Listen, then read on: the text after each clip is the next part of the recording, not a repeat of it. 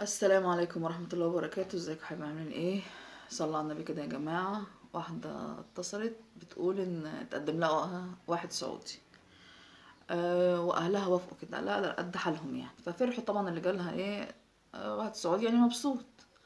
فجاب لها شقة تمليك وهدوم وذهب ونغنغ. بس كان عنده شرط ان هو بيجي شهر في السنة. هي محجبة، بس طول ما هو موجود ما تبقاش محجبة. يعني مش هتنزل معاه بشعرها ومكياج وقصير وعريان وكده. فهي كانت صغيرة ساعتها، كانت لسه عندها 20 سنة. فبما ان ظروفهم كانت ضيقة ويعني ظروفهم كانت وحشة وكده، فأهلها وافقوا، قالوا ايه، ربنا يفرجها علينا وهتنغنغنا كلنا وفرصة يعني.